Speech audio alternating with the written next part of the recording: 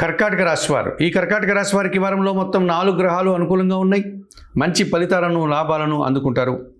తృతీయంలో శుక్ర సంచారం వల్ల స్త్రీజన సహకారంతో కుటుంబంలో కొన్ని కార్యక్రమాలు నిర్వహిస్తారు.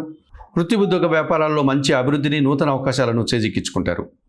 చతుర్థంలో బుధ సంచారం వల్ల జన సహకారం బాగుంటుంది, వ్యాపార అభివృద్ధి బాగుంటుంది, వ్యాపార విస్తరణ బాగుంటుంది, కుటుంబం కోసం నూతన వస్తువులు కొనుగోలు చేస్తారు. తృతీయంలో చంద్ర సంచారం ఉంది, జన సహకారం బాగా ఉంది, మనసుకు నచ్చే కొన్ని సంఘటనలు జరుగుతాయి. సంతోషంగా ఇంట బయట కూడా కాలం గడిపే పరిస్థితి ఈ వారంలో ఉంది.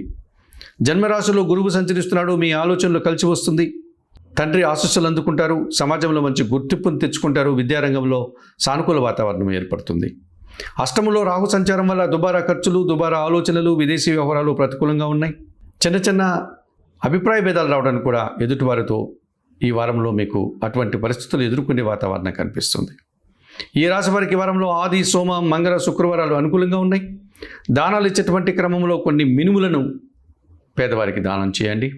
స్తోత్రపారాయణ విషయంలో శ్రీదేవి ఖడ్గమాల స్తోత్రం ప్రతినిత్యం చదువుకోండి. ఆలయ సందర్శన కార్యక్రమంలో భాగంగా కర్కాటక రాశి వారు కనకదుర్గాదేవిని దర్శించి నమస్కరించుకోవడం వల్ల మరింతగా మంచి ఫలితాలను పొందగలుగుతారు.